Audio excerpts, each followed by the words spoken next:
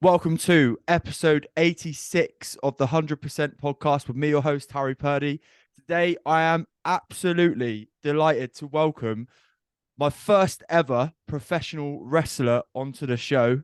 He is the undisputed UPW World Heavyweight Champion of the World, Irish professional wrestler, personal trainer, online coach, and ex-Love Island contestant, Mr.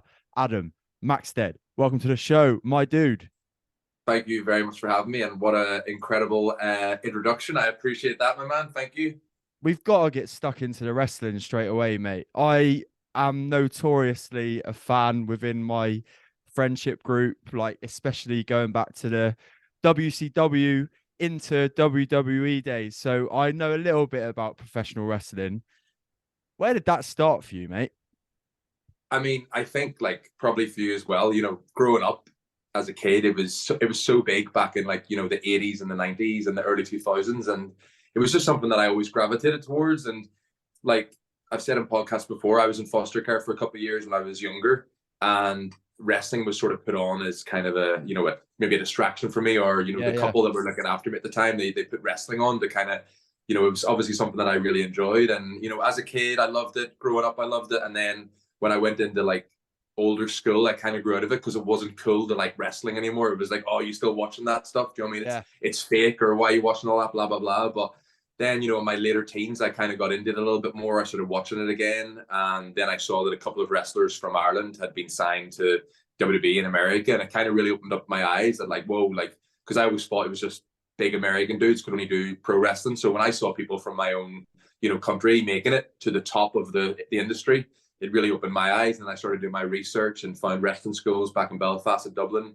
then I started training. And when I first started training, the guys were like, you have a lot of potential. And back then I had a decent physique still. When I was 22, I started training to be a wrestler. So a little bit later than most. A lot of guys kind of started when they're sort of 16, 17. And whereas I was a little bit later, but I wanted to walk in on the first day of my training and kind of people go, right, like, who's this guy? He's got, a decent physique and a good Yeah. look. So, and that actually really did help me. So it's kind of put a lot of pressure on myself ever since, because I've had to maintain a good physique and a good look, but that's what keeps me motivated and stuff, because I always wanted to look like one of those action figures, so. Mate, it's like I'll say now straight away. I mean, no offense to any other of the guests on my podcast, you're definitely the most ripped, like, guest that I've had on the show. But I think we'll leave the fitness conversation for in a bit, because I just want to carry on talking Sure, about yeah, sure, wrestling. sure. Like I said, I don't get the opportunity to talk about wrestling very often on the 100% podcast. So when you were growing up and you got back into it in your later teens, what were like the moments and who were the superstars that you kind of looked up to at the time? So when I would have watched it, like, it would have been like the Ruthless Aggression kind of SmackDown era. So Yeah. you had like Kurt Angle, Rey Mysterio, Randy Orton, John Cena, Edge, Eddie Guerrero, like Chris Benoit, like all those just such big characters. And like, if they walked on the street, you'd always be like, who's that guy? Yeah. Even Rey, like I've met Rey. I have a funny story about playing volleyball with Rey Mysterio in Mexico. We got to hear He it. was on holiday, and basically I'd wrestled him a couple of weeks before.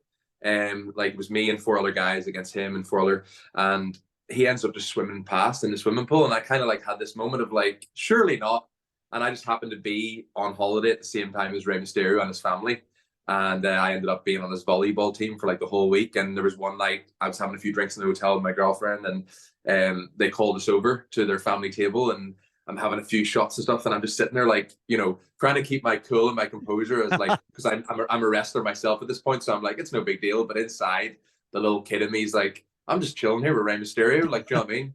And it was just a funny experience to kind of have wrestled him, and then all of a sudden being like on holiday with him and stuff. But he was such a sound guy. But I've been very fortunate to like have met quite a lot of like ex WWE guys, and I've always had like a positive experience. And the wrestling industry is just a very like, brotherhood kind of, everyone kind of respects people that are in the industry. So Yeah, insane. And obviously, like, everyone would say, oh, it's fake and whatever. But of course, the impact you put your bodies through, the moves you learn, which I mean, I'd love to speak to you about in a second as well. But in terms of the impact on your body, obviously, we spoke recently about the relentless amount of shows that you do, the traveling across the UK.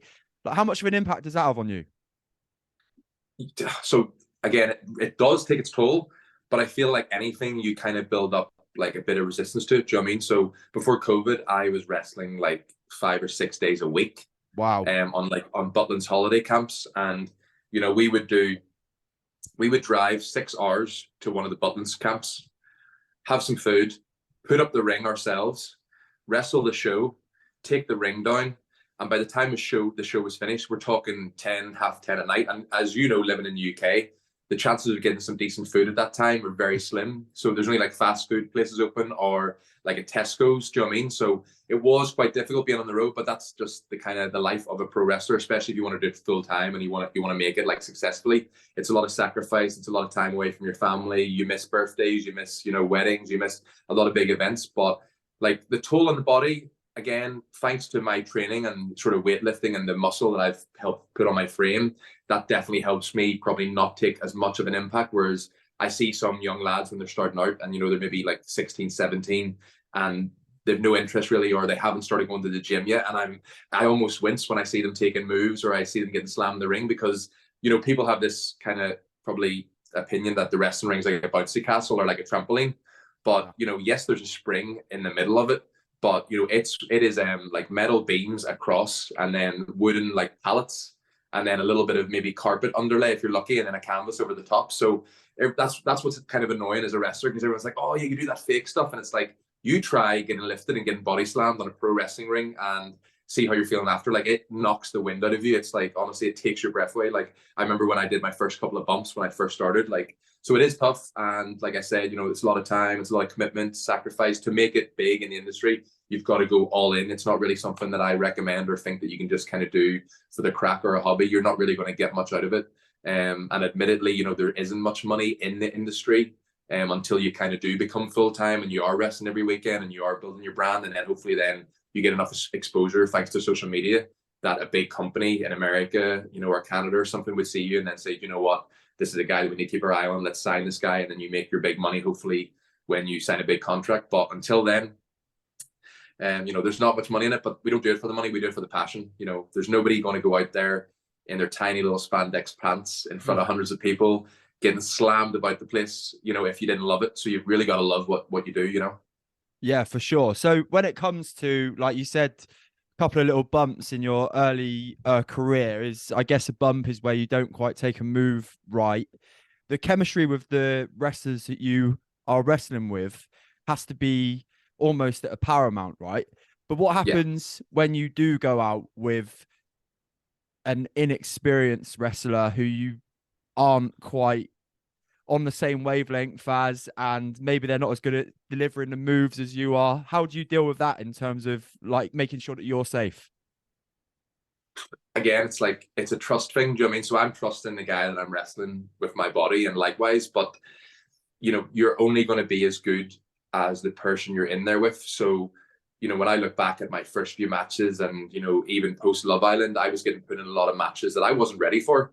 Admittedly, I was getting these big opportunities because I'd done the TV show and, but at the time I was just like, this is what I asked for. And you're only going to get better when you're in there with people that are more experienced, that are going to teach you about how to entertain a crowd and how to take your time out there and how to structure your matches and kind of tell a story and like a roller coaster, because you can go out and go all guns blazing, but when you're doing a pro wrestling match, you want to take the crowd on a journey and, have emotional investment and have them take them out of the moment where, you suspend the belief almost. And it is difficult when you're in there with someone that is less experienced than you, because there are times where maybe, something slips up or some things don't go to, how you thought they were going to. And you can't lose your frustration because you just got to remember. I remember what it was like when I was, nervous or, I was in there with someone way more experienced than me and they probably were thinking, I have to take them under my wing and try and teach them. So you trust, that would be down to me. If I didn't fully trust taking a move from someone that I knew wasn't as experienced, I would probably say, maybe let's not have that move in there. Is there something else that you can hit me with that is, maybe just as impactful, but is maybe not going to be as dangerous to me potentially. And then obviously when you're in there with someone that's kind of on your same level or more experienced, then it's kind of, you're ready to go and do all the crazy stuff. But it's fun, that's a thing, that another side that I think doesn't get the respect that it deserves. It's a very hard thing to really become good at. You really have to spend a lot of time. At most wrestling schools, you're not going to have a wrestling match for probably, over 6 months to a year at least until you've been there training, a couple of times a week. You've paid your dues, you've been taking bumps, you've been learning how to do moves safely, you've been working on your conditioning and your cardio and your fitness, because it's crazy cardio in there as well. Some of my matches are 25 minutes, of constant, you've got the lights, you've got the adrenaline, you've got a crowd, you've got that, built up, energy, and to go out there and perform like a match at 25 minutes, it's a lot of cardio. So it is tough, but I love it. Yeah, amazing. I can see the passion like in your face when you're talking about it, which is really cool. So you as a wrestler then, and like without giving too many of the backstage secrets away, like obviously I'm sure there are many people that admire you and follow what you do in terms of your circuit and the wrestling arena that you're in. But how different is the persona of you as a wrestler to you as me and you on the podcast now? So, I mean, again, playing a character is good fun. So, usually when I first started, after Love Island, if I was on a show in front of adults, they didn't like me. They thought, can I swear in this? Or yeah, for sure. Yeah. They were like, who's this wanker from Love Island that thinks he can just come into our wrestling industry and start saying that they're a pro wrestler. But because a lot of people didn't know that I was already wrestling and already training to be a wrestler before I went on Love Island. So I think I had never wrestled in England until I did Love Island. And then all of a sudden I'm on all these posters and I'm getting booked on all these shows. And a lot of the English fans were probably like, like, who's this Bellin coming over from this TV show, thinking, but I just had to bite my tongue and just show them that I was, like dedicated and focused on this. And, 6 years on, I'm still doing it. I'm still part of the industry and I'm still a big name in the UK and I'm still wrestling regularly. So I have changed a lot of perceptions. There will always be people that will just see me as the Love Island guy, and that's cool because I can play up to that. Like I was saying there, if I'm on an adult crowd, I'm very like cool, calm, collected, cocky, like smug. I'm like, look at me, look at my physique. I'm all like, I go over, if a guy sat with his girlfriend, I go over and like get in his girlfriend's face, and I'm like, this is what you're thinking. This is what you're thinking of tonight. You're not thinking of this guy. You want to be going home a big sexy flexi. And so it's good fun, like being able to play a character, and I get pints thrown at me, and do you know what I mean? That's good fun, because there's nothing worse as a wrestler if you walk out there and get no reaction. You either want to be like a good guy that the crowd like, or they're, you're a favorite there, so they want to cheer for you, or they hate you that much that they want to boo you or throw their pints at you or swear at you, like especially on an adult crowd. But on the flip side, when I wrestle in holiday camps or Butlins and things, for example, I'm like the main good guy, because I for kids, like I was saying, I probably come out and kind of look like an action figure, and I'm high-fiving and there's foam hands, and I'm like, the underdog against the bad guy trying to, come from underneath to fight and win. So I get to play both, which I think is great because it's helped me develop as an all-around wrestler. I haven't always just been a good guy or always just been a bad guy. I've been able to do both. So that's what's really fun. And honestly, I enjoy them both as much. It just depends what crowd I'm in front of. Yeah, I had that lined up then as my next question. Like, if you had to choose being a heel or being a good guy, what would it be? But is it literally you can't decide? I would say in front of adults, it's definitely more fun being a heel, being a bad guy, because I can get away with so much more. Yeah. And it actually comes quite natural. I kind of, like, again, not being, like negative towards wrestling fans, but, there's not many that would, sort of be as into the gym and things as I am, or looking after themselves as much as me, for example. So it's very easy for me just to play the, like, look at my body compared to yours, look at how handsome I am compared to you. It's like easy to get those little reactions and those little jabs, you know what I mean? But then when I'm in front of kids, I love being like the good guy and the baby face and just trying to win, and it's great. It's so much fun. Like when I'm out there, there's been times I've been lying there on the ring, just being like, I actually get paid to do this, and it's just so much fun. And it's like you were saying, I'm so passionate about it. Yeah, insane, mate. So tell us a little bit about kind of the normal week as a pro wrestler in the UK then. Like, how many miles is it? How many shows is it? Is it different bookings? So like, in regards to being the undisputed UPW World Heavyweight Champion, that is a title in itself for a specific set of shows, I imagine. Sure. And then there's others around that you get booked on. So tell us a little bit how it works. It's like different divisions, I guess. Yeah. So like the easiest way I always explain it is, if you think of football, for example, every city in the UK has like maybe 2 or 3, 4 football teams. Yeah. And it's quite similar in wrestling. So every city in the UK, like from Scotland all the way down to Plymouth, for example, will have a couple of wrestling companies. Some, aren't as big as others, aren't as reputable, aren't kind of your goal isn't maybe to be on them as much. But, for me, when I was first starting out, I just wanted to wrestle everywhere because that meant that I got the reps in and I was in the ring and I was in front of crowds and I didn't really, matter where I was wrestling. Whereas now I'm at a stage where I kind of pick and choose where, are the more reputable ones or what's going to give me the best exposure, because you have to watch your bumps as you get older. And as I don't want to just be going out for 40, 50 quid and getting, taking a load of crazy moves in front of maybe 30 people sometimes, when I could skip that one and possibly, the next weekend be in front of a few hundred in front of a crowd that's going to have proper, camera editing, that footage is going to go up online. And do you know what I mean? So you've got to, you kind of, as your career develops, you pick specifics. But yeah, every city in the UK has a few wrestling companies, and as an independent wrestler, you can either message a company and say, hey, hope you're good. I've got these dates free this month. If you're interested in using me, let me know. Here's my photos. Here's a recent video of a few matches I've had. Then it's over to the promoter then to have a look and think, yeah, we want to bring that guy in. And luckily enough, like I was saying, I am a known name now in the UK. I'm one of the top guys. And so they kind of come to me and say, Adam, are you free on these dates? And then it's just a case of me kind of checking my calendar and seeing, oh, sorry, I'm already booked in there for this company, so I can't do that one, maybe the next. And it just fills up like that. And, mostly my wrestling would be from, Friday, Saturday, Sunday.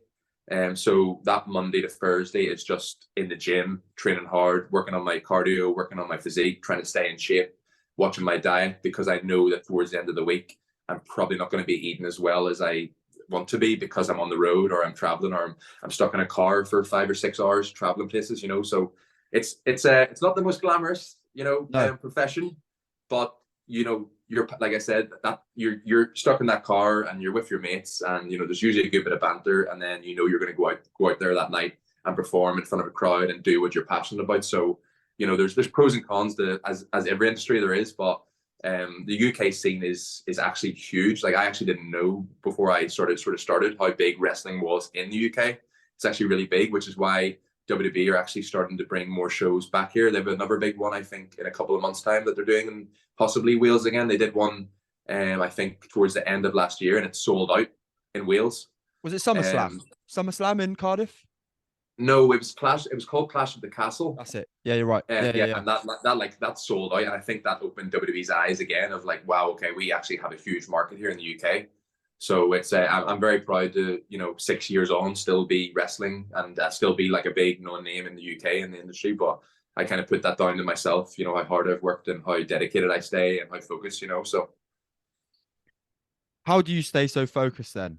Because as you said, it's ruthless. It's not that glamorous, but you still sit there with a big smile on your face talking about it, and you speak about how determined you are. So how do you get through that barrier of knowing that you've got to put the reps in, it's not that glamorous, etc.? Staying focused must be hard. I think because I still have a big end goal of, getting signed to a big company. I got very close to signing with WWE just before COVID. They'd sent me a contract and I was ready to probably move to Florida, in a few months' time. And then everything kind of happened and stuff got messed up. And so that felt like my dream got crushed, because I'd been wrestling probably for like 4 years full time then, hoping that one day WWE might come, and they did. And they messaged me and they said, we've been keeping an eye on you. You've built your brand. You've built a name for yourself. We want to sign you now. And they sent me a contract, and the money was good. It was going to, I'd never seen money like that before. So I was like, okay, this is life-changing money, like for me at the time. So I was like, here we go. Fantastic. And then it all fell through. And, for maybe a week or so, I was a bit down about it. I was still training and stuff, but I had to just suck it up and be like, I could quit now because I got close, and it's probably, maybe it might not happen now, or I can suck it up and just say, right, okay, let's go. And that's what I've done. I've continued to do it. I've continued to enjoy it. I've kind of come to terms with like what happened, and I still believe I can get somewhere. Because I only just turned 31. A lot of, I think, male pro wrestlers are probably in their prime from 30 to like 45 even. Do you know what I mean? As a guy, if you look after yourself, if you think back to all those big superstars that you would have remembered, they were like in their mid 30s to 40. Do you know what I mean? Grown men, those were the big stars. So I feel like physically and mentally, I'm probably just coming into my prime in general. So that kind of helps me stay motivated. But I think just who I am as a guy and person, like as a person, you know, I've always been, you know, since getting bullied and stuff at school, which then led me to go to the gym to kind of change my physique to then almost like an armor. I was like, well, if I get big and I get jacked, less people are probably going to try and pick on me or whatever. And that's just always been something ever since. Like I've never really been messed with since I, you know, put on muscle. And I just think, you know, that's how my mind is. I've just always been very determined and very resilient. And, you know, no matter what life throws at me, I just try and crack on and just, you know, everyone's got problems. Everyone has setbacks. Everyone's got stuff going on. So there's no point in me kind of thinking boo hoo, poor me. Like when everyone's got stuff, you've got to use that as like fuel and motivation to kind of be like, well, you know, this might not have worked out, but maybe it wasn't meant to happen, and maybe it will in the future. But if not, I'm just going to keep grinding anyway, and maybe some other things will come up. So that just kind of, I'm just a very like self-motivated person, and you know, it's come from my family, like my mom as well, especially. Like my mom's been a very big driving force. She's kind of set a good example, and I've kind of picked up on that. You know, my mom's a personal trainer and stuff as well, so I've kind of always been in a fitness industry, but I think mindset stuff, I've had to work on myself a lot the past year or so. You know, books and like podcasts and things, and just really it's all a mindset thing, I think. And luckily for me, I've really been able to build up like a good mindset. Yeah, amazing. In the line of work that I do in my spare time that you've obviously seen with my content and with the podcast, no matter what you put into your fitness or like starting a fitness journey, if your mindset isn't backing that up with the sort of determination and resilience that you speak about, that it doesn't matter how fit, how jacked, how ripped you are, if you can't back it up with a decent mindset behind it. Would you agree with that? Sure. Yeah, I mean, and a perfect example for me recently is, I know we spoke about it, was the Gladiators trial, For which I sure. did. So, you know, that was a big mindset thing because, you know, I walk into this big sports arena, I see these, you know, guys in great shape, a few that I'd recognize on Instagram with like big followings. And, you know, straight away I could have been like, oh goodness, these guys have got way bigger followings than me and they're in good shape. I'm probably not going to get picked. But I like went into, we had to do like 12 physical challenges. And like all I can think, like the one perfect for example was like we had to hang from like a pull-up bar. And like I'd practiced that before in the gym, like, and I was maybe getting 45 seconds, you know, and then I was slipping. And on the day of the trial, I had a full room of people that I was competing against, plus the producers, and I ended up getting like 1 minute 40.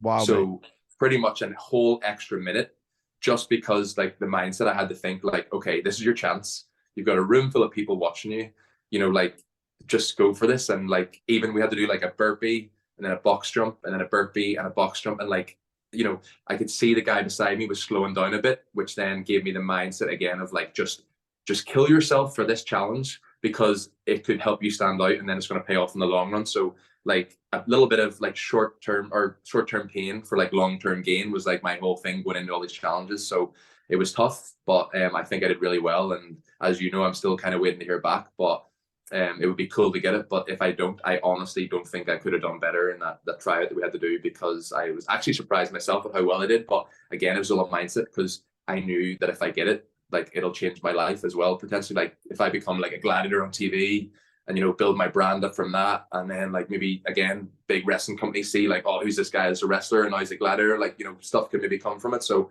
I was just going in with like, just kill yourself for this next hour or so, and then hopefully stuff will come from it. And it's just the way I am. Do you know what I mean? Like even when I'm doing my own workouts, I just know like, you know, it's not going to kill me forever. So just get through this session. And I think it's just really important to like do things that are uncomfortable, like do things that take you out of your comfort zone, do things that you don't want to do. Like even the ice bath, for example, that I got like, you know, a couple of weeks ago, like I don't want to get in it in the morning. I don't, like, because it's absolutely freezing. And even when I'm in there and my toes are going numb, I'm like, I can get out of here at any moment. There's nothing keeping me in here. But I said that I'm going to do this full song. So I'm going to do the full song. And then once that song finishes, then I get out and I feel great after. Do you know what I mean? So I just love stuff that like challenges you mentally. And, you know, not a lot of people do. I think some people like just living comfortably, and that's cool. Do you know what I mean? If that, you know, each to their own. If however some people want to live their life, that is absolutely fine. But I've just always loved like stuff that challenges you like mentally and physically, because I think that's really when you do like grow and find more about yourself and find what you've got within. Yeah, it's like a cling film ceiling above everybody, isn't there? In my opinion, and I found this with myself as well, is like you see the ceiling above you, but then you realize that you can break through it. And then there becomes another cling film ceiling. So that 3 minutes 40 that you did in the ice bath becomes 4 minutes the next time, and then it becomes 5 minutes, Yeah. and then you're smashed. Same with resilience training, or it being in the gym. In another word, that first like time that you do 12 reps of a certain weight, it feels like hell, and the last rep is an absolute like grinder. Then the next time you go to it, the 12th rep, you ping up like nobody's business, and those weights that you've been struggling to work up to become really comfortable. And then you literally quickly move on to the next weight up the rack.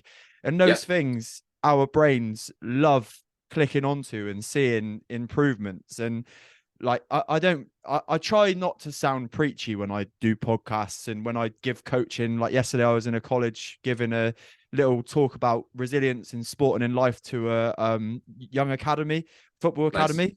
Nice. And like you stand there in front of them and you can see that they're engaged with what you're saying, and you try and put the message across in the right way. But if only more people realize that the ceiling that they've got above themselves at this moment in time is only a mirage, like it literally is a mirage. You can continually grow.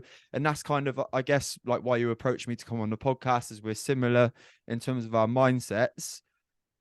If only more people knew that, I believe their lives would become a little bit more enjoyable and satisfactory. 100%. Like I agree with everything you said there, and like the fact that you're going to schools and things and chat, like I think that's class. Like it's something that I would love to do as well in the future. And even podcasting is something that I have a concept and I'm like good to go with it. But admittedly I've been procrastinating a little bit, which again is why I wanted to chat to you. And like when I saw your content and how like relatable it was and how just like authentic it came across, that's why I was like, yeah, I want to like obviously talk to you. And we've sent voice notes, and I think you would agree from the first couple of voice notes we sent, we just kind of hit it off, and we sounded like we'd have a good conversation. You know what I mean? But like even for you, when you did your first one to where you are now, like you were putting yourself out of your comfort zone, and you've had to like it's probably become a bit easier as you've been doing them. And like I think that's like you say, it's just getting started. It's just having that goal and not quitting when you hit the first hurdle. I think people maybe initially start it and they feel good and they think things are going great. And then once they hit that little bit of difficulty or life gets in their way, or then it's very easy to make excuses and just go back to, oh, well, I can't because of this. And it's like, you see so many of these, like, things on TikTok or Instagram, these reels, and it's like, 24 hours in a day, you can do a great workout or a great piece of physical activity in 30 to 45 minutes. Do you know what I mean? It doesn't have to take up, even me in the gym, I'm probably only in there like for a max, like just over an hour, because I'm going balls to the wall when I'm in there. I don't need to be in there for 2 hours. Do you know what I mean? Like, I doubt many people want to be in the gym for 2 or 3 hours. They don't have the time. So I just wish more people could kind of see that you just can get in and it doesn't have to be gym stuff. It's anything that you enjoy doing is going to be better than nothing. Do you know what I mean? But like you say, I think people do kind of put a limit on what they think they can do. And if only they could see, how their life would change, how their mindset would change, how their happiness would change, how they feel about themselves would change if they just could like push that little bit more and get past that kind of the restrictions they're maybe putting on themselves. Yeah, it's like unlimiting beliefs, like limiting beliefs that you can put on yourself can have a bit of a it can have a negative impact towards your life. And as soon as you realize that they are only limiting beliefs and you can see past them and you can work past them by putting in the work. And one thing that I want like us both to make sure that we get the message out to the listeners is like some of this work, like journaling, ice baths, going to the gym, meditating, like having chats with like-minded people and improving your environment, making sure that like you get held accountable by some people. It isn't sexy, and like this is something that Paul's made a point of recently, my coach Paul Mort. It's not sexy. Sometimes it isn't enjoyable, but the results that you get, i.e. beating your limiting beliefs, going through that cling film ceiling or the glass ceiling, whatever you want to call it, above you, when you do that and you do prove to yourself that like you can be better than what you told yourself. Like the perfect example for me was recently, I don't know if you've seen, I ran a half marathon. Like being 23 stone 6 years ago, like in my mindset, the first thing I ever wanted to do for a fitness challenge was run 10K. And when I ran 10K for the first time, it was, Christ, that was really hard. I like ran it in just like it was an hour and 2 minutes. And I was like, I don't think I could ever run a half marathon. And then like that was like a mindset of me 3 years ago. And then here's me 2 weeks ago doing it in less than 2 hours. Like it's just it's an example for others of, look, these things that you tell yourself, a lot of the time a complete absolute nonsense. And that's like, I think like you've said there, it's just all mental. Do you know what I mean? Like when you were 23 stone, the thought of doing that marathon was probably like so unattainable. Yeah. And yet you've just gone and done it. Do you know what I mean? So like you're a motivator, you're an inspiration to other people that are maybe, in a similar situation that you were before. And like it's almost like if you can do it, you're showing people like it can be done. But I think again it just comes down to how important it is to you. Do you know what I mean? Like if you want to lose weight, if it's that important to you, you will do the work. You will, like I always say, like if you don't buy the food on your weekly food shop and it's not in your cupboards, then you can't eat it. Do you know what I mean? So it's kind of, it's just becoming disciplined. It's like, if it's that important to you because you want to change your life or you want to impress the girl or you want to get the job or you want to, do you know what I mean? You will do it and you will make excuses. And it's just like, we're blessed to have that sort of mindset, but I just wish more people would work on their mindset. And just, again, it doesn't have to be done so quickly. You see on social media, people are posting their progress, and that's probably a thing as well. People see like how quickly maybe some people do stuff, and then they maybe think, oh, well, I couldn't do it that quick. And then so they don't even try. But you're on your own journey. You're in your own life. It doesn't matter how quickly or how long it takes you to do something, as long as you're like every day working hard to make those steps to like get there, then like you've got your own journey that's then going to inspire and motivate other people. And like it's just got like this spiral effect. And do you know what I mean? It's just like mindset is everything. Yeah, on that note as well, like little bit of a spoiler, really. I've always had it in my um again, a limiting belief. Like I've never wanted really to show a progress photo of myself with a top off. There's many of me out there like looking massive and then looking good with clothes. But I've recently put together some photos of me 4 years ago compared to 2 years ago, compared to literally this day. And the difference is like mad, but it's one of those belief things where I'm going to share it before the end of the month. But it's like, right, this is a massive moment for me to be able to say, do you know what? I'm actually satisfied that I look good enough to be able to post this now as a progress photo. Yeah. But the main point I'm trying to make is it's 12 kilograms difference over 4 years. But the work that's been done in those 4 years for my mental health, my mindset, which we've spoken about, and my physical shape, i.e., more muscle, can run a half marathon, have pulled a 225 deadlift, have attempted a powerlifting competition, all those sorts of things. Like they've all added into the pot. And just because I've not lost 10 kilograms I sound like I'm trying to justify myself here, but I'm just trying to explain the journey for me as an all-round kind of improvement level compared to somebody that's just focused on weight loss has been massive. Like my mindset is massive. I can now coach people on mindset. I can coach people on body fat loss. In fact, the thing that I've worried about the most really has been the weight loss. However, it's happened anyway. And it's extraordinary, really, how that can happen as long as you put your focus and your like you set yourself some goals that kind of inspire you and motivate you to stay on that journey. And what you're saying there, I think like a lot of people just find it easy, like we're saying, to make excuses or to complain, because if you said to most people, this is how you can be, or this is how you'll be, and all these positive like changes, not only to your physical being, but your mental and to your lifestyle are going to be so much better, but it's going to take you 4 years. If you said that, the majority of people, they're going to go, oh, 4 years is a long time.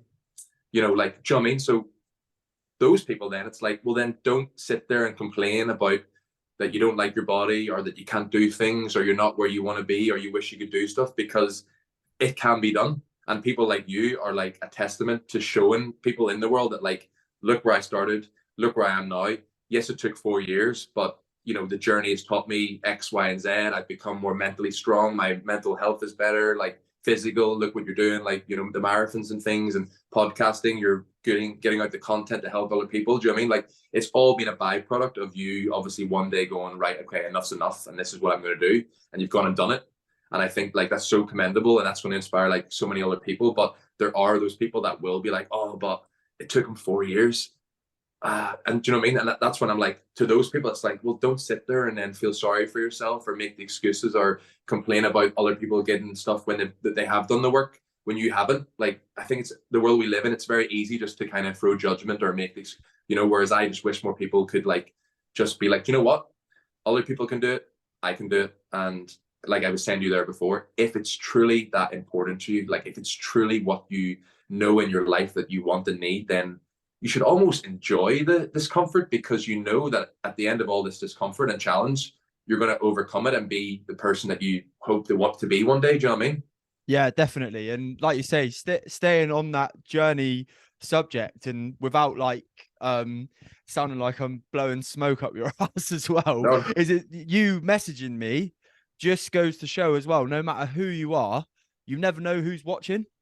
And 100%. like, who'd have, like, for me, when I started this podcast 2 years ago, I'll have Adam Maxted, Irish professional wrestler, like nearly signed with WWE, gonna sign with WWE in the future. This Manifestation, and manifest. yeah, there you go. And ex Love Island contestant would message me asking for some help on a podcast and wanting to come on the show. I'd have said, like, I'm literally just speaking to my mates about football locally. But now, obviously, we're in a situation where we are, and I think it just shows, again, without preaching, that if you do want to put the work in and you do want to change yourself, and yes, it may take 4 years, but what is the comparison? You staying the same, feeling shit, not happy with your body weight, like the choice is yours. Like, as 100%. again, as Paul Mort says, action is the only answer. Well, if you take action on your body shape, on your health, on your mindset, and you put the work in, the non-sexy work that you don't see the results very quickly, but maybe after 12 weeks you'll have somebody comment and say, do you know what, Dave or Kelly, you look really good, you look like you've lost weight. Those little comments, those little messages in your inbox are the things that make the world of difference, for sure. 100%. You're preaching, my man. I love it. Adam, we've literally gone on a 20-minute rant about mindset and health there, which I'm to be fair, I knew that was coming from the moment that we spoke to each other for the first time. And I guess that's why you wanted to come on the show to talk about this kind of thing anyway. But we've spoken about, like, one of probably the biggest setbacks somebody in the wrestling industry could come against, right? Like WWE, there is no bigger company in the world than working for the McMahons, whoever it may be, or now Triple H is now the actual owner, isn't he? Well, Yeah. apparently, like, we'll go with whatever storyline. So to get so close to the pinnacle, let's call it the pinnacle. It's like winning the Champions League in football, right? Or the World Cup, whichever one you look at as the biggest trophy in the world. So then having the setback, we'll call it, or knockback, how do you react to that? You said that you've just put the work in. Obviously, we're manifesting the fact that you'll get there one day. But mate, like, realistically, inside, that must have given you took the wind out of your sails a little bit. It like it did, because like like I said before, financially there's not much money in wrestling, and so luckily at the time I had a very supportive girlfriend who was like looking after me and like keeping me in a way almost, which again led to problems because I then didn't feel like the man in the relationship because I wasn't the one out providing, she was. But again, she was thinking like, you're going to make it, I believe in you, you're going to be this big star, it'll all come back one day. And so then when that contract came through, it was kind of like, here we go, this is what the past 4 years have been like, grinding and all the hours I've put in and all the training and the days sat in the car and skipping meals and eating the shitty food, is like, it's all paid off. And for me, like, I always knew with how I looked that I would hopefully at least one day get looked by WWE. And so I got a WWE tryout in 2017. So I'd only just kind of finished Love Island. And then at the start of that next year, WWE contacted me and said, we want to do a tryout for you when we're over in the UK. So I did that with like 40 other wrestlers from the UK. And so we're in this big arena in the O2 in London in a WWE ring, like with the WWE coaches. And I did well. I think I was still very like nervous and green, as they call it in wrestling, like at the time. But I thought that I showed enough to kind of my physique and how I looked, and that I'd be look good on TV, and that they could take me and mold me in America. And a lot of the wrestlers that were there that day were like, Adam, if anyone's going to get signed from this tryout, it's probably going to be you, because of like your background and how new you are to this. They can ship you off to America and train you from the ground up, and then you'll become this star, which they do a lot now in NXT. They sign people from college, like all these former NFL players or, athletes. They bring them into contracts. They train them up to how to be wrestlers, and in the hope that maybe 2 or 3 of them are going to go on to then become these big stars. So obviously did the try, nothing came of it. So I was a bit bummed then, because I was kind of like, oh, all my peers were saying you're going to get signed and you're going to be the guy they're going to take. And so when that didn't happen, that was kind of my first hurdle, where it was like, right, okay. But again, I just sucked it up and was like, well, I'm just going to keep wrestling full time and try and build my name. And that's what I did for like 2 years. And then WWE contacted me out of the blue, and they were like I was saying, Adam, we'd be keeping an eye on you. You've stayed dedicated to this. You've got better. You've had good matches. You've built your brand. You've built your reputation in the UK. Now we want to bring you into WWE. And so I'm like, here we go. Life changing. The grind was worth it. Here we go. And then for it all to fall through, it was just like, don't get me wrong, it sucked, do you know what I mean? Because I had friends and peers there that I was then obviously looking forward to being over and working with and being able to go to America. Like, I've been to America a few times, and for me, it's always been somewhere that I felt like I'd like to live. Like, maybe not forever, but just go over and experience living there for a bit. So why not? Like, no better than being signed with WWE and being able to walk around and say, hey, yeah, I'm a pro wrestler. I wrestle for WWE. Like, that was my dream. So for that to fall through, it was kind of like, I just kind of thought, it is what it is. And it did to me a little bit to kind of accept it. But I think it's also made me look within and learn more about myself and who I am as a person. And, instant gratification isn't always a good thing. And it's not always good if you just get stuff straight away. And so I don't think I would be the man that I am today, or I've put the work in to not only work on my physique, but also my mindset and things, if these setbacks hadn't happened. And, it'd be cool to be sitting here like as a signed wrestler for WWE, being able to talk about it, being like, these setbacks happened, but I did make it, but I'm not there. But I still believe, like I was saying to you, that something will happen. Because I just think I put the work in, decent looking guy. I'm not the most handsome guy in the world, but I'm not looking too bad at 31, and I'm looking after myself. And I just feel like there's something out there, because I just believe if you manifest and you put in the work and you truly focus on what it is that you want to do. Yes, some people get opportunities quicker than others, but if you're willing to stay on course and it's what you really want, then you'll hopefully will get there. But I had a friend, for example, that got signed to WWE, and I trained with him. He's a former rugby player, and we wrestled in France together and stuff. And the whole time I was training with him, I knew he was going to America. And now he's in the ring with like idols of mine, like Randy Orton, and he's on the main roster now. He's on SmackDown now. Who is that? He's called Rich Holland in WWE, but he's called Luke Menzies. So he was a former rugby player in the UK. Big boy, like had so much potential. As soon as I saw him, I was like, no wonder they're signing you. Like, you're a flipping specimen. You're going to do great over there. And he is. He's finally. But even him, he was just starting out, and then he wrecked both his legs. A guy came to dive through the middle rope, and he went to catch him. And for whatever reason, one leg went out one way, and he dislocated and snapped his ankle on the other. And that was him out for, up to a year, I think it was. And even I was worried for him then, because I thought, you're just starting to get, some reputation here in WWE, and you just had a catastrophic injury in both your legs. Like, how are you going to come back from this? But he's obviously had to have the mental resilience and put in the work. And it just shows you, because now he's gone from that to then now he's on SmackDown. And WrestleMania is this weekend in LA.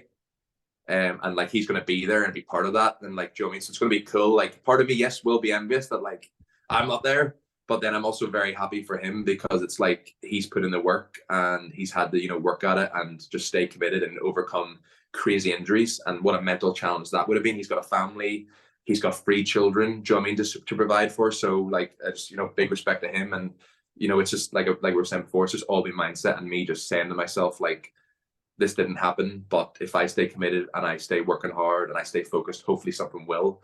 And like I said, it's taught me to have a strong mindset, and these setbacks have taught me to look within and maybe a stronger person and a stronger man, like, regardless. And then it's also been a byproduct, because I can then advise or give, some feedback or tips to people that maybe are also struggling, because I've had to struggle with things myself. I think a lot of people look at my social media and think, oh, former Love Island wrestler, you're in good shape, you're posting funny videos, life's all good. Like, but again, you don't believe everything you see on social media, because, financially, I'm not in the best position. Mentally, there are days where I'm kind of like, I am fed up, and I'm thinking, when's my break going to happen? When, I got close before, when's it going to be my time? Like, don't get me wrong, I'm only human. I'm not saying that every day I wake up and I'm like, ice bath, have a great day. Like, let's go to the gym. Life's great. Like, it's not, do you know what I mean? But I just have to, you just got to get on with it, or else, like you said, you'll sit there and you'll just feel sorry for yourself. And like, I might as well go and just take a normal 9 to 5 job and earn a decent living and just hang up my boots and stop going to the gym and just kind of, make money and just chill then if I'm willing to give up. But that's just not, that's just not who I am. It never will be. They say those days are the ones that matter the most, really.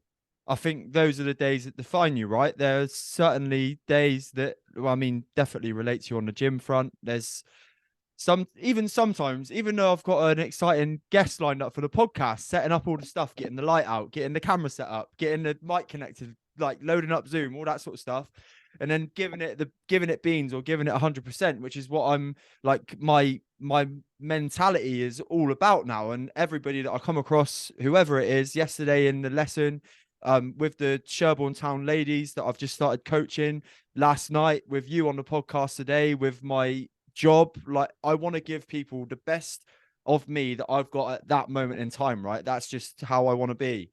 But sometimes, to like, you're not motivated to do it, but breaking through the like not needing motivation is where you start to get results. Not needing motivation but still doing it anyway is where you see like definition change in your body, like, which is the perfect example for me or for you. Doing things when you weren't motivated were the things that led to you getting opportunities and getting a contract sent over from America.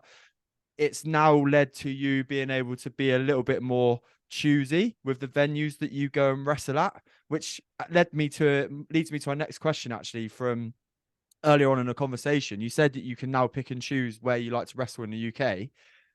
I know that you wrestle in Yeovil, but where is your favorite places where, if you get offered the place to go and wrestle, that there is a big crowd, there's going to be a big crowd and the atmosphere is really good? So there's a company, it's in Ireland. There's a company called OTT, Over the Top Wrestling. And, just the level of talent that is there, the level of camaraderie between all of us. I lived in Newcastle for like 5 years. So I was being flown in like, for the shows, and I was going back. So I wasn't really as close with all the guys as I am now. But it's a big company. It's one of the top companies in Europe. The production's phenomenal. The guy Joe that looks after the company, runs the company. He has everyone's best interest at heart. He's so passionate about making sure everyone has a good time, has good matches. He has a paramedic at every show to make sure everyone's safe. Like, wow. There's a lovely lady that is backstage, and she provides like an amazing spread of food as well. Wow. For all us wrestlers, which you don't get.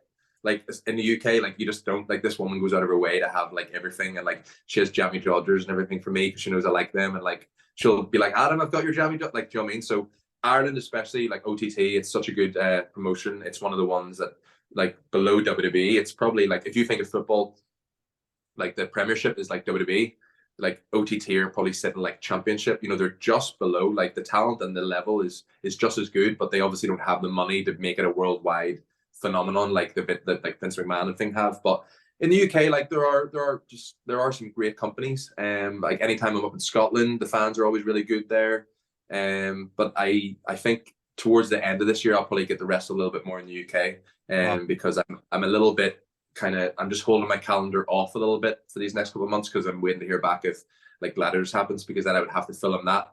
So I don't want to like say yes to all these shows and then all of a sudden have to cancel, because promoters would then put me on posters and start printing tickets and things. And then if I have to pull out, they'll lose money possibly, or do you know what I mean? So I'm going to hold off for like a couple more weeks, see what comes.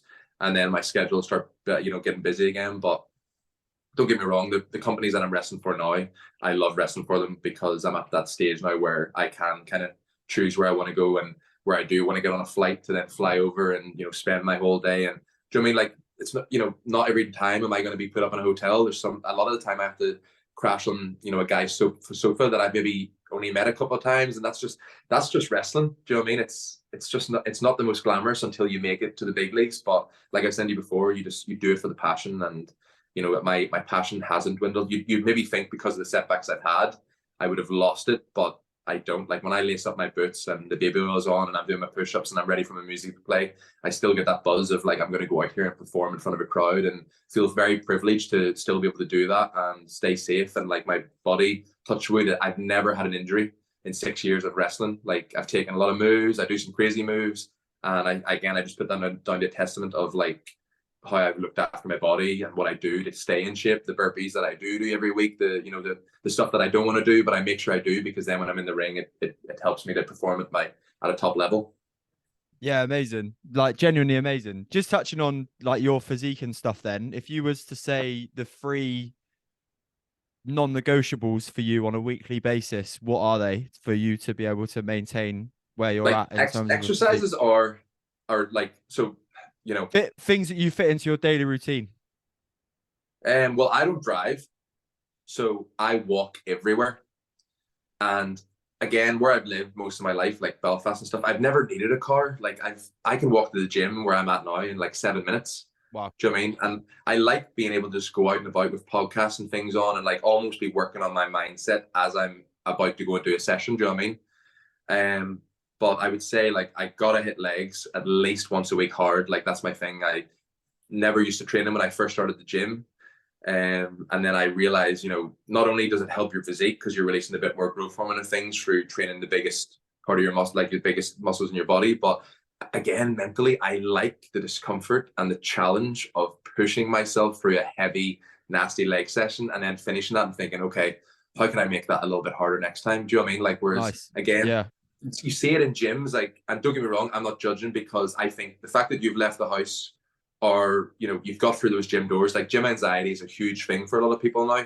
And the fact that you're in there and you're just trying to work on yourself is great.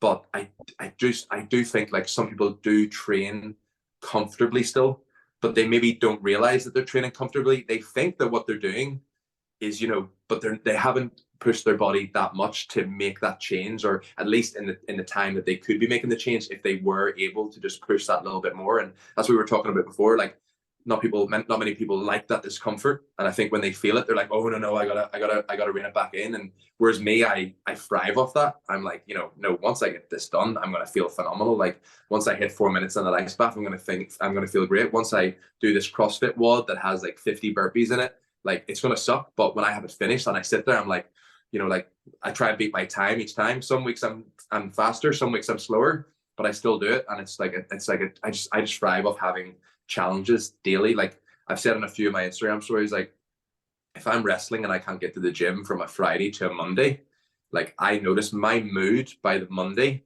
is terrible, because I've actually left it a few Mondays till the evening to train, and that whole Monday day, that's when my negative thoughts come in, or my mindset isn't as positive, or maybe I'm feeling a bit sorry for myself, and then I go train that night and I have that endorphin rush, and I see that I'm still looking decent, and my physique hasn't gone tits up over those 3 days of not sleeping much or not eating much food, and then I feel good again. And I just think it's like it puts things into perspective for me. Like I will probably keel over and pop it one day in the gym doing deadlifts or something, because I will train until the day I die. I mean, it's just in me. It's just in me now. Yeah. Like it doesn't change now. But non-negotiables, I would say, definitely a heavy leg day. Definitely burpees. Wow. And yeah, I mean, again, not many people like them. I don't overly like them, but again, if I'm in the ring and I'm taking a move and the guys ran off the ropes, I know I've got to do a burpee from the floor of the ring to get to my feet to then be ready. So it's needed in what we do.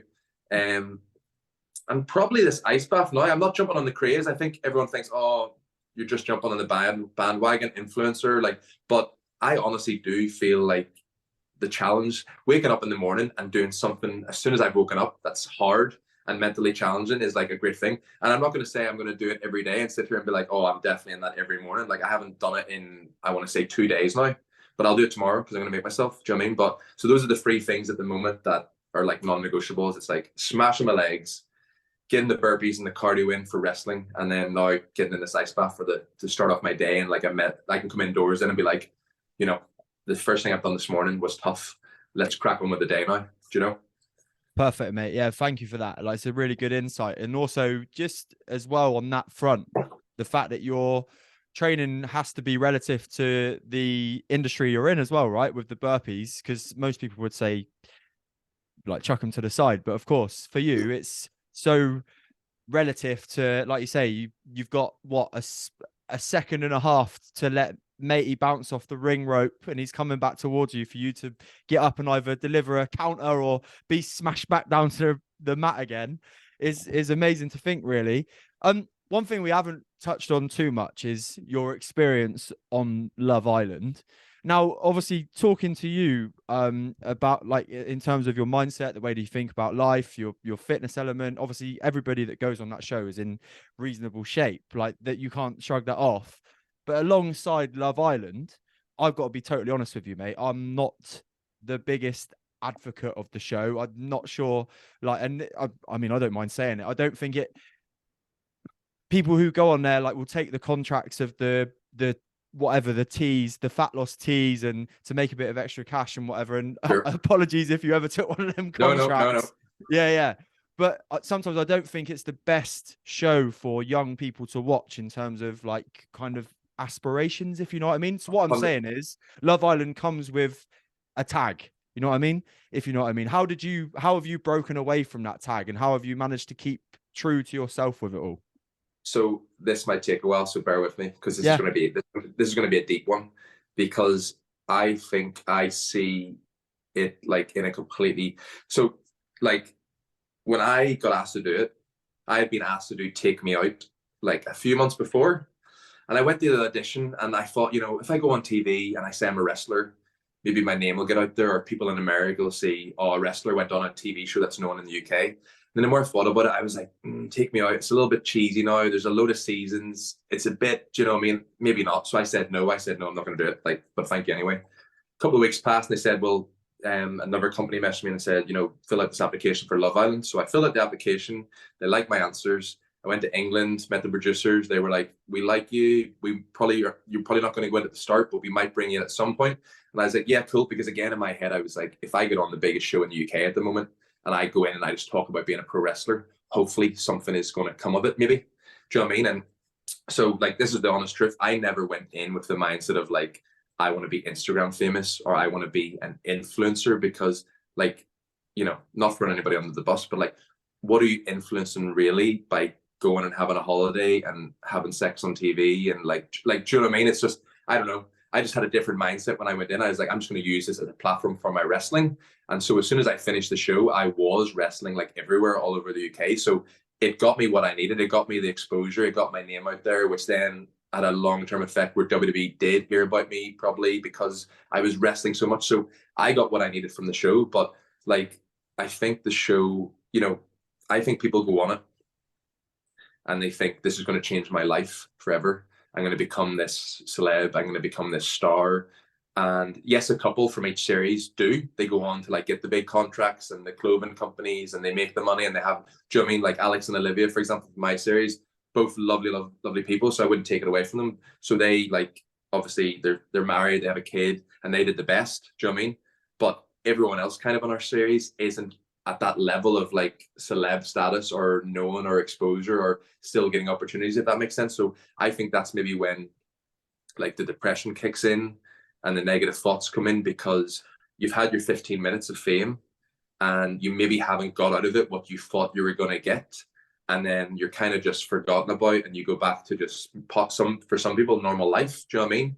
And, you maybe think going in, like, oh, okay, I'm going to be known, like, all this stuff's going to happen. I'm going to have all these endorsements. I'm going to get a big Instagram following. And, Sophie, for example, like, who's not with us anymore, from my series, there was other things going on there in a relationship. I think at the time, I don't know enough to talk about it, but I just know that she wanted to be, I think, like a TV presenter or a radio presenter or something. But and then you got the guy Muggy Mike they used to call. Obviously he. I just think there's just I don't watch it anymore. Do you know what I mean? Like, I honestly don't, and I've hardly watched any of my series. I see stuff on YouTube and, like, cringe that I went on TV with my hair and stuff like that. I'm like, my goodness, why did I go on TV looking like that? But I just wish the young, for example, my sister was watching it this year, and, on the first night, you've got to step forward if you fancy someone. That was the first thing. So you're almost teaching the younger generation that you should really judge someone initially on how they look. Do you know what I mean? And don't get me wrong, if you're going to be with someone in a relationship, you've got to be physically and sexually attracted to them. Yeah. For sure. But and that's probably what draws you in initially. But, I just think for your mind maybe isn't developed, especially the younger generation that's watching it. Your mind maybe isn't developed yet to like have a broader, like, mindset and stuff. So I don't know. I can't really judge because I went on the show. Do you know what I mean? So I can't sit there and be like, oh, I went on it. Don't get me wrong. I did the TV show. I was on it, but I just tried to use it for different things. And don't get me wrong, when I was getting opportunities and things after or doing some nightclub stuff and I was getting paid, I did it because I was like, great, I could do with this money. Like that's, but I just have kind of tried to break away from it all now. And that's why I really just would prefer to be known now as like, no, you're actually just a really good pro wrestler, or no, you're the gladiator. If I get it, you're the gladiator. Like, so I've still got that kind of, that label with me, and I always will to some people. Like I still get recognized most places I go, even like 6 years on. But I just think to anyone that was maybe wanting to go on it or is considering going on it, just kind of know what you're signing up for, like your mental stuff as well.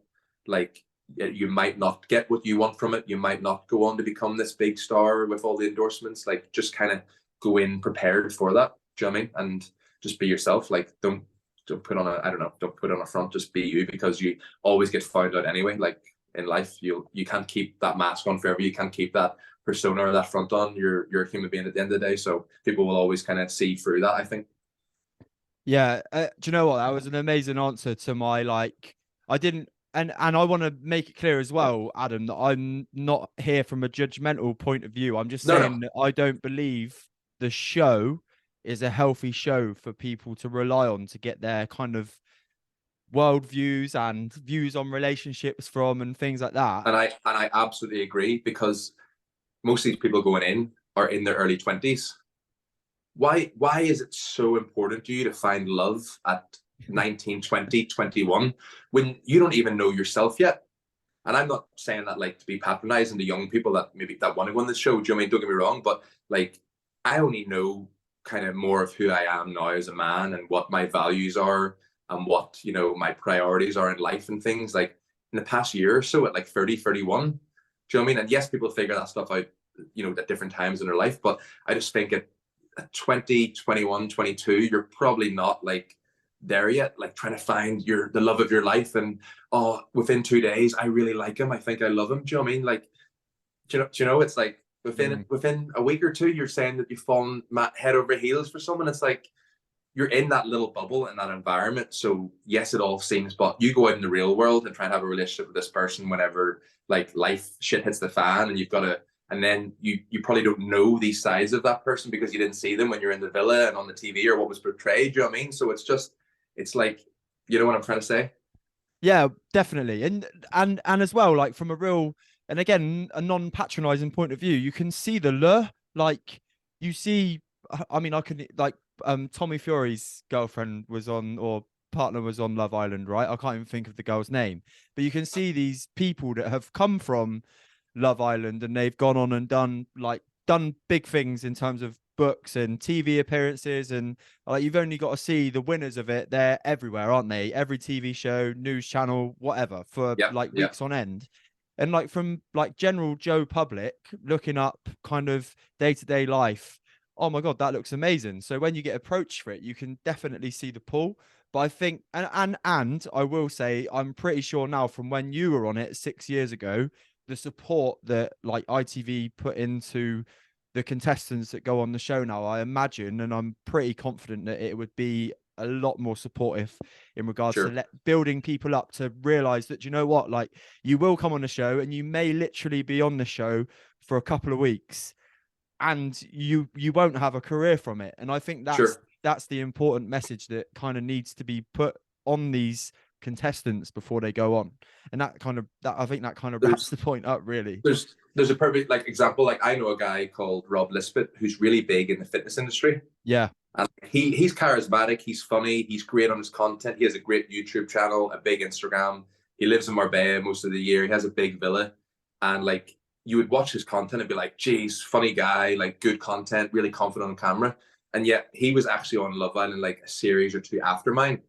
And he got like, he didn't have much airtime at all because the environment he was in, it was, there was big egos and like he came in a little bit later like I did. So it surprised me that like the guy that I saw on Love Island wasn't the guy that I see every day doing his content, doing what he's passionate about, doing what his like his purpose is. Do you know what I mean? So that was just a perfect example. So like my advice for like anyone that was maybe going on it or, you know, thinking about going on it is just like think, you know, why am I going on this? Like, what is the real, do you know what I mean? Like you're saying, yes, the pull is attractive, but just take that second to think, like, go in with an open mindset. If you meet someone there, phenomenal. You get married to them and you have happily ever after, class. But the chances of that happening are probably quite slim because there's only a few that have gone on to actually do that. If you look at like the track record of all the contestants that have ever been on the show, like I saw on a thing that already, like as soon as two couples had left this year, they already split up within like 2 days, 2 or 3 days. Do you know what I mean? So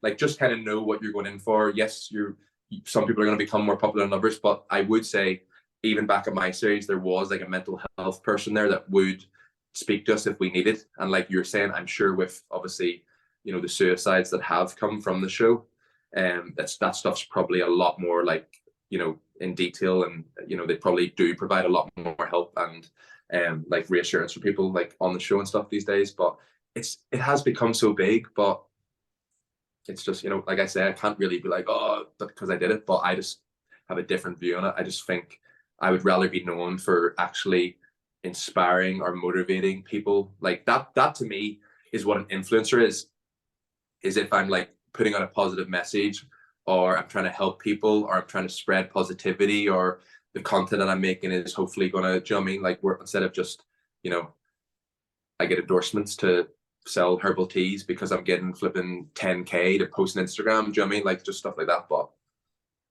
Yeah, each their own, mate. I cannot believe that we're an hour in. It's man, amazing. time flies, my man. Time Time flies. flies.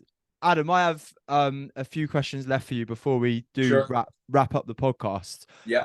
First one, I'm gonna just take us back to the wrestling avenue for like one of 4 questions that I've got for you. If hypothetically Adam Maxted in 5 years' time was to headline WrestleMania, TLC match, WWE title on the line, who would you want to wrestle against and beat from a wrestler from any era in that headline match? It has to be Randy Orton. Randy Orton. So like I've kind of like not taken all his moves, but I've tried to learn from him, because if you ask anyone that's high up in the wrestling industry, they will say you just watch Randy Orton. He doesn't do a lot in the ring, but how he moves and his timing, and when he his execution, and when he chooses to do things, and his facials, and how he, on the microphone, like he is just a pro wrestler. Like if you saw him, you're like, who is that guy? That's a pro wrestler. And like I know a lot of guys that have been in WWE that I've then traveled with that spoke about Randy, and they're like, he's just a man. Like do you know what I mean? So these are guys that have made it to WWE. They've been in the locker room with him, and they've obviously seen his influence and just how good he is. And because of like how good he's looked after his physique all these years as well. Like I think he's like 41 now maybe, wow. And he's still in top shape. Do you know what I mean? So I've kind of always used him as like a role model of like, and he's just a badass. When he's a bad guy, he's just, you know, when he throws the arms up, and he's just, mate, it's so good, isn't it? And how many TikToks of RKOs, and do you know what I mean? And yeah, I remember I wrestled Drew McIntyre. Wow. And I wrestled Drew McIntyre in 2017, and he was so nice to me. Like after the match, he was like on the microphone. I was still in the ring. He was like, "This guy is going to make it. This guy's the future. This guy is what, you know, the young talent coming up should be like. You know, like look out for this guy." He didn't have to do that, and then it was so strange because then a little while later, like Randy Orton, I woke up one day and Randy Orton had followed me on Twitter, and like my mind was just blown because I was like, "Well, I live in Ireland and you're in America. How do you know who I am?" And like my mind was just like, my idol in wrestling followed me, and I probably sound like such a mark, as we call it in the wrestling industry. But again, inside as a kid, I'm just like, Randy Orton knows who I am, or like he's following my stuff. He might see me, my odd little bits of matches. So to answer your question, yeah, to be face to face with Randy, and maybe his career's on the line because he's getting on a little bit. Do you know what I mean? So maybe it's like a career versus TLC, and I win the title. That'd be cool. Like just to be in there with Randy would be sick. Mate, to be RKO'd would be a privilege. To take an RKO would be, yeah. Insane. Okay, so next question. What is the best advice that you've ever been given? Oh, It's like obviously no rush. Might take you a few seconds to think of. I'm sure you've been given many good bits of advice on the road.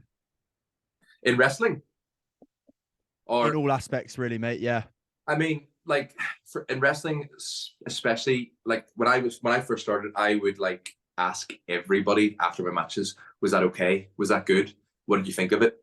And like not being disrespectful, but at the time, you know, some of the wrestlers that were giving me feedback might not have been that good themselves or kind of in it long enough to really give me good advice. And so my mind was taking in so much information from one person. One person was saying one thing, then another guy was saying another in my mind. So I think like I'm trying to word it right, but it's like never never take criticism from someone that you wouldn't want advice from, like something like that. Because like Like it. the fans, I used to let the fans get to me as well when they were like, "Oh, you go back to Love Island, or you're crap, like you're not a good wrestler, like what are you doing here?" Like, and it really used to get to me. Like it did. I used to get like riled up at night. I'd like be lying and be like, "These fans don't like me. Like I'm busting my ass to try and look like a wrestler." And so I had to like just forget about that and realize the people's opinions that did matter were like they were my peers that were at the top level that were telling me what I was doing good and stuff. But like I think the main bit of advice is like just be yourself, like in life. Where, you know, I think again on social media you're only ever really showing your best stuff. And you know, I've said in like a lot of my posts and things, you know, even a guy like me, that some people would look on the outside and think, you know, how confident is he? And look, he can go on the microphone and talk, or look at his physique. And but like I still have insecurities. I still have moments of self doubt, moments of procrastination, moments of where I'm just sat thinking like, what's the point in all this? Like, so don't feel like you're alone if you're feeling like that. And don't get sucked into the highlight reels of everyone's life on social media, that everyone's got it better than you and everyone's doing great. Because I honestly would put my life on it that no matter how many people you see that you think are successful or doing great or smashing life, there's probably a couple of aspects of their life that they still are unhappy about or wish they could change or wish were better. So don't get like sucked into this whole like everyone's life so much better than mine, everyone's doing so much better than me. Focus on yourself, be true to yourself, be true to the sort of person you want to be. Don't feel like you got to change to fit in with different crowds, because I feel like as you get older and as time goes on, the right people will gravitate towards you anyway, that are meant to be around you and in your life. And like, yeah, like I say, just be you. And you know, life is short. Like, you know, it's we're not here for a long ride, and these days aren't coming back. So don't waste them like worrying too much about what everyone thinks of you, or just do you, live with pure intentions, help people when you can, and just try and learn from your mistakes. I've made some, don't get me wrong, especially relationships and stuff, made them. And now I know I won't make those mistakes again, because I've done the work to work on myself and try and be better every day, whether it's workouts or the person I am. Try and be that 1% a little bit better every day. Keep pushing for more. Incredible, mate. That was probably five good bits of advice in that. Apologies. Yeah, yeah. I get No, on this stuff. I think it's amazing. Final question. Your number one goal for 2023? Hey, 2023 is to be a gladiator on your TVs very soon at some point. Yes, Fingers mate. crossed that could be happening. Yeah. Obviously you'll be one of the first to know if I do get that. But I think like just oh sorry, my battery. I think just continuing to grow and learn and develop as a person. Like I am quite proud of the progress I've made in like the last year. So especially as you know who I am as a man, and especially people that I meet, I try and like leave a positive impact on someone and try and be remembered for a positive way for either how I've come across or the message I've given, you know, with conversations or whatever. And again, yeah, if I could get signed by WWE or a big wrestling company this year, I actually have to go to New York. I think next week I've been invited to go over and watch AEW, which are the company Yes. on par with Yeah, them yeah, with yeah. WWE. I got an email last week saying we'd like you to come over and like work on a press release, because AEW are coming to the UK this year and they haven't announced it yet. So I'm going to be over there. So Oh, again, I don't know spoiler. what's going to I don't know what's going to come from this opportunity. I'm not going to be wrestling when I'm there, but it's going to be a chance for me to meet, you know, Tony Khan and people that work and run that company. And you know, again, as long as I come across the right way and make a good impression and kind of hold myself how I do and try and wear a tight shirt or whatever to show the physique, then people might think, oh, geez, who's this Adam guy? We need to give him a shot when we're so, you know, WWE might not have worked out, but all of a sudden I get an email about this really weirdly, and I'm going to go over next week. I think, all fingers crossed, it all works out, and who knows what's going to come from that. And so, like, that's another thing. Like, another bit of advice is, like, take those opportunities, take the risks, because you don't know what's going to come from it. I got this email. I don't know who the woman was that's contacting me. I know I'm not going over to wrestle. I could kind of be like, oh, well, there's no point in me going over because I'm not going to get to wrestle. They're not going to see me wrestle. So why would I go all the way to New York when I'm not going to? But I'm going to go over and network and meet people. And, do you know what I mean? Just take those opportunities, especially if stuff's getting thrown at you. Incredible, mate. Incredible. We've got 1 minute, 20 seconds to wrap this show up. Adam, how many burpees can you do? Yeah. What, in 1 minute 20? Christ, God knows. Mate, it's been an absolute pleasure to speak to you. I hope you have enjoyed your experience on the 100% podcast.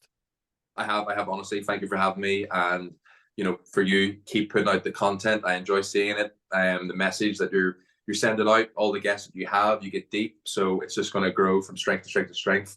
And I just appreciate you giving me your time to come on. And hopefully we can do one in the future if stuff happens, and we can talk again about more lessons that I've learned in that space of time. So just keep doing what you're doing. I'm supporting you. I'm a fan of what you're doing, and just keep killing it, my man. Thank you, my man. Today has been episode 86 of the 100% podcast with professional Irish wrestler Adam Maxted. If you have enjoyed today's episode, please go over to Apple Podcasts and Spotify and drop the show a 5-star review. I'll be here with a new episode every Friday. Take care.